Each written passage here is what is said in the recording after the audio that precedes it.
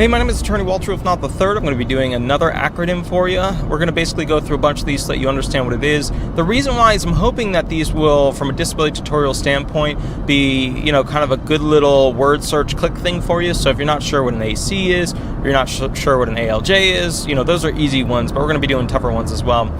You'll be able to click that in, and then it'll pop up with this, and then you'll be able to watch the little video, and it'll tell you kind of right away what it is. All right, the next one we're going to be doing is... okay, AAJ. What is an AAJ? Some people switch the administrative and the appellate, or the appeals rather for this judge, but it's traditionally administrative appeals judge. Administrative appeals judge for AAJ. Now that's specific to, of course, appeals counsel, being the appeals counsel adjudicator. Okay, what do I mean by that? When you go in front of, a judge at your hearing, you're going in front of an administrative law judge. That's an ALJ. But when you go in front of a judge at the appeals council, you don't. You don't actually go in front of one, okay? And that is because it's the appeals council adjudicator, which is basically where you're going in front, or you're not going in front of judges that are on a panel, and they actually decide whether or not the judge made an error as to law or fact, okay? Now, the appeals council is not bound by the decision of the administrative law judge. It's just kind of the deal it is. They can, and I haven't found any legislation, it might be out there, that says basically they can go ahead and do it, anew, as if they weren't bound to any prior decision and they can decide it, based upon all the prior information.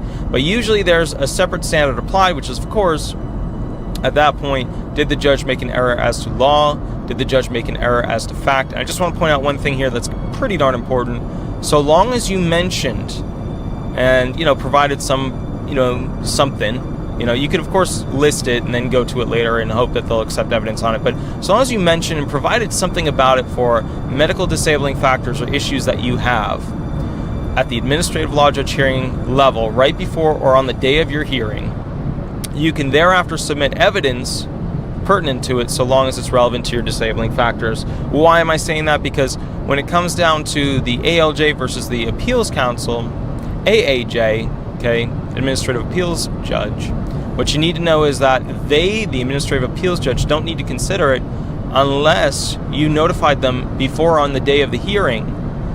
Why? Because it becomes essentially, something where your evidence, and this is what they want to make sure that they don't do, that you just keep submitting more and more and more and more to new disabilities and new disabilities. They want that hearing to represent, boom, that is the moment in time, right then and there, where essentially you had your hearing before the judge. You had your, so to speak, trial before the judge as to your disabling factors. They don't want you just constantly having another shot at the apple, which makes sense from a public policy standpoint. They don't want, those doors to the courtroom too opened, That's kind of a complex theme. I'll go through it more. I'm going to do some videos on what evidence is admissible at the appeals council level, which is more specifically about what evidence is available, based upon what's already been done before appeals council, because that's the really tricky little flip-flop there that you need to go ahead and focus on. Either way, my name is Attorney Walter Rudolph Hnot III. I went on a weird tangent there. Anyways, if you want the most up-to-date information, give me a call. If you have a unique question for a unique claim, give me a call. At the end of the day, you don't need to be a client to give me a call. And also, another thing is that if this video helped you in any way, please leave me a 5-star Ava review. I know this one was a little bit all over the place, but there will be some better ones. Either way, I'll catch you a little bit later. You have a wonderful day, and we'll go from there. Thanks so much. Bye-bye.